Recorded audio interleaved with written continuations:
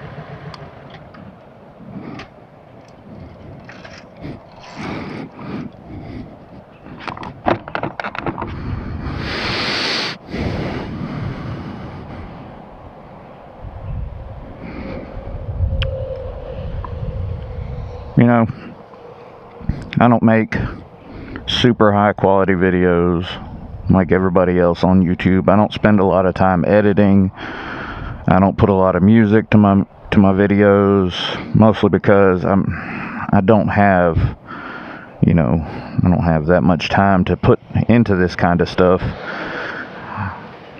I upload some shorts, you know, here and there and stuff, but this video right here is going to be a little quiet ride, visceral sound type deal. And I'm going to do a little talking about my bike, things I like, things I don't like, and yeah. So first and foremost, I love this bike. I've been wanting a Kawasaki Vaquero for about 5 or 6 years, and you know, people always wanted brand new prices for them. They didn't want to, you know, kind of negotiate, to say the least. So I just kept putting it off, and, you know, riding my Nomad. I had a Nomad 1600, which, by the way, is an amazing bike. If you have an opportunity to get a Nomad 1600 for a good price, don't pass it up. And the only reason I bought this bike is it was a steal. This is a 2011. It's got 45,000 miles on it. It runs amazing. It rides amazing. It needs some TLC. The guy I got it from, I guess he rode it kind of hard, or just was shifting really hard or something like that, but it does have a bent second gear shift fork. So you get on it too hard in second gear, it'll pop out, pop back in, and you can carry on with your day. But you do that too much, it will break and it will destroy the motor. So I'm trying to baby it until winter when I can pull the motor out. I'm going to do the smart thing for right now and just put a motor back in it, and then rebuild the motor that comes out of this slowly, instead of trying to have to rush and put it back together, because our winters down here they're not really that long. So our riding season is pretty much year round, except for maybe a month or two. It does need fork seals.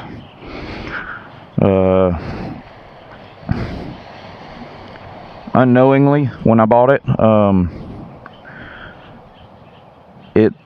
he didn't know much about it. He bought it from a guy. He had it for a couple of months. The oil's been like, I don't know, he showed me paperwork for every oil change and stuff like that, and that kind of gave me some hope that at least the engine's pretty decent, pretty well taken care of. The paint was never really took care of. It does have some scratches. I've cleaned it up, paint corrected it as best I can. It must have sat outside.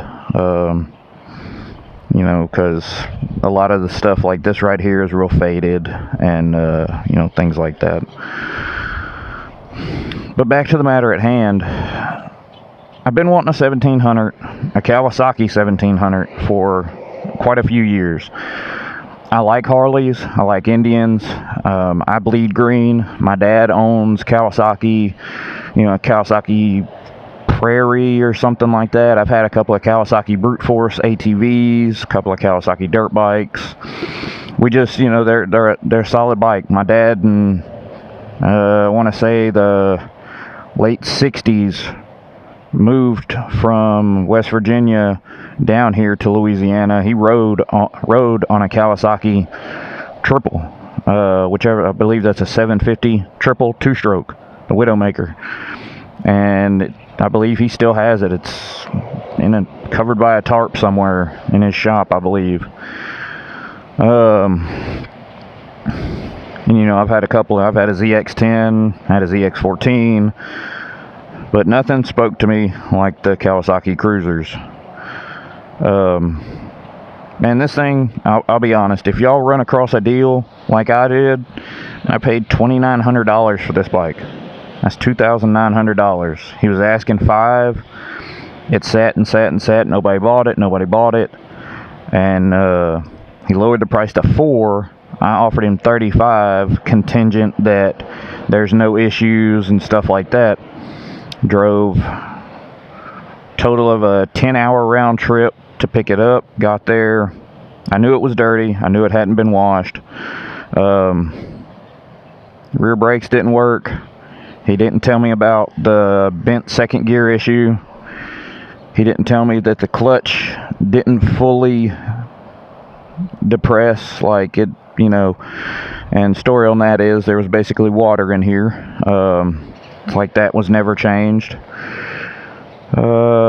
Needed a back tire. He didn't tell me about the front fork seals. He didn't tell me about the back tire being bald. He didn't tell me about the second gear issue. He didn't tell me that the rear brakes needed love. And he said they just need to be bled. No, I pulled the master cylinder off. The piston was stuck inside the slave cylinder, the master cylinder body. Got it out, cleaned it up with some crocus cloth, emery cloth, whatever you want to call it. Put it back together. Rear brakes work fine, so that's no big deal. Fork seals, not a big deal. The reason I got it so cheap is I haggled him down to $2,900 because that second gear issue, that's a pretty big deal. You know, I can ride home from this little video, shift into second, and it could just destroy itself, and then, you know, I'm stuck on the side of the road and have to rebuild a motor. So I'm taking a chance. So I told him the number, and that's what we agreed on. Now, the super pluses of this bike. It is uber comfortable. I'm 6'1", and it is perfect. I love it. Seating position, arm height, bend of the knees, the hips, it's all perfect. The wind buffeting with this height, I guess this is probably about a 10-inch windscreen, is phenomenal. I get almost zero head buffeting at 90 miles an hour, which, for the first week I had this thing, I completely forgot it had a 6th gear, because I'm so used to 5 speeds. But yeah, I was curious about the throttle and stuff, because I know a lot of people say, oh yeah, you got to get an Ivan's ECU flash to take care of the on-off throttle.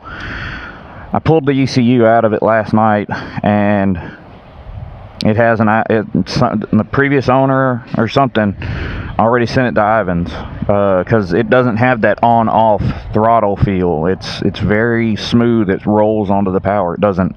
It's not just on or off. So that's a win. That's $400 total for that.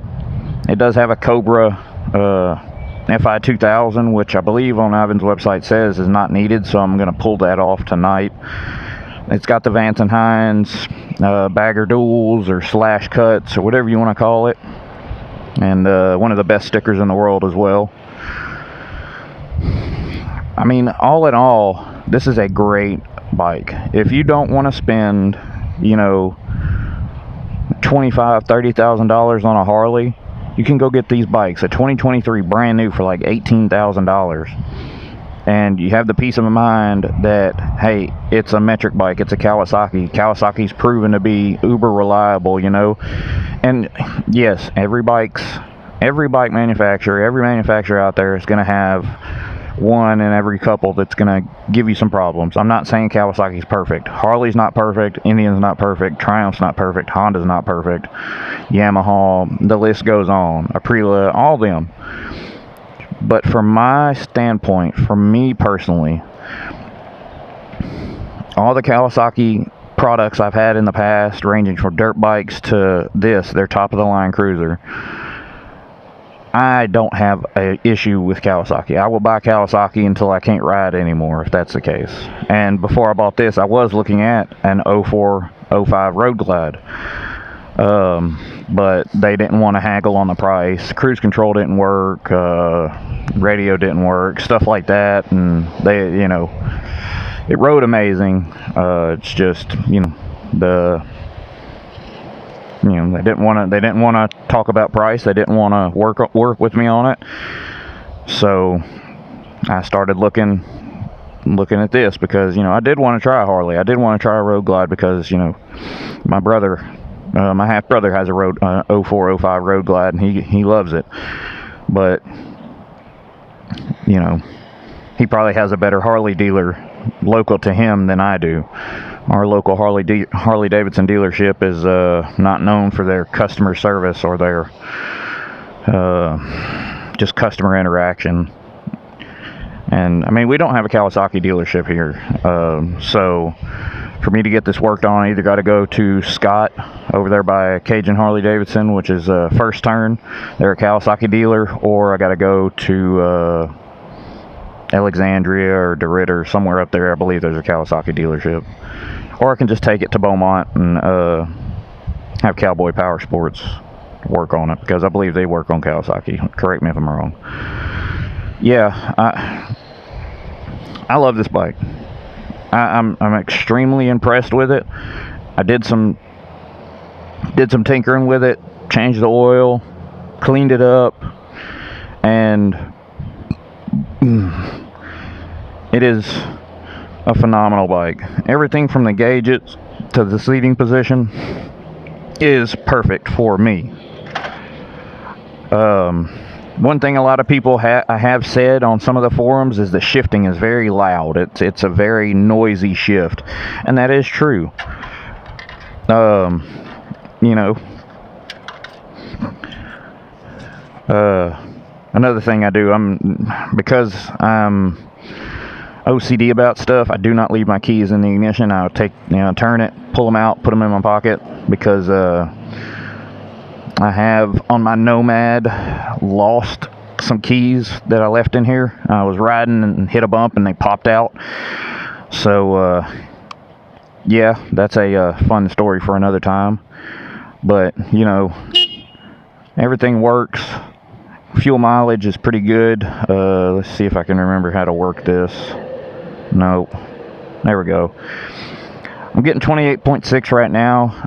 I literally have not rode this bike more than about 5 miles since I've got it, so this is my longest trip. Once I do get a good chance to like ride, say, towards Baton Rouge over that Chaffalaya Basin Bridge or something like that, and make the entire loop back, or make the Texas-Louisiana loop, which is, you know, go to Beaumont, or you can actually get off at Bridge City, the Flying J exit, go around Port Arthur, around through Winnie, back up the coast around Holly Beach, and then back up through Hackberry and stuff like that.